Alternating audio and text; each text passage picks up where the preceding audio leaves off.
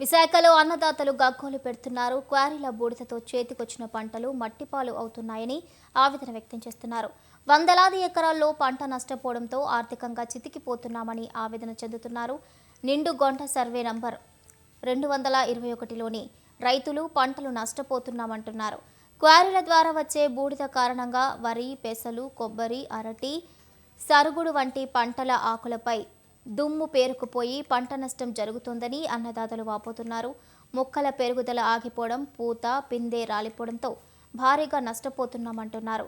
పోలీసులు, mining, revenue శాఖ అధికారులు మామూళ్లు మత్తులో తూగుతున్నారని రైతులు ఫైర్ అయ్యారు. 221 ఇది ప్రాచీన కాలం నుంచి వ్యవసాయ భూములండి. గత 1912 నుంచి మా తాతల కాలం నుంచి అప్పచెప్పిన భూములండి, వ్యవసాయ భూములండి. 2016 వరకు ఇక్కడ ప్రశాంత వాతావరణం ఉండేదండి. స్టోన్ క్రషర్లు ఎస్టాబ్లిష్ చేశారండి. స్టోన్ క్రషర్లు ఎస్టాబ్లిష్ చేసిన తర్వాత స్టోన్ క్రషర్ల తాలూకా డస్ట్ వేస్టేజ్ ఏదైతే ఉందో వేస్టేజ్ అంతా రైతుల తాలూకు భూములకి రావడం జరుగుతుంది. రైతులు చాలాసార్లు చెప్పడం జరిగింది.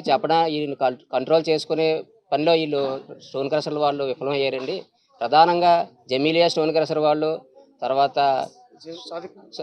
సాదిక్ గారు, తర్వాత అరుణాచలం స్టోన్ క్రషర్ సూర్యనారాయణ గారు, వీళ్ళు ఏంటంటే ఇష్టారాజ్యంగా day and night 24 hours day and night 360 రోజులు అప్పలనాయుడు గారి క్రషరు, సాయి ఆదిత్య చుట్టుపక్కల క్రషర్లు సుమారుగా 6-7 క్రషర్లు ఉన్నాయండి.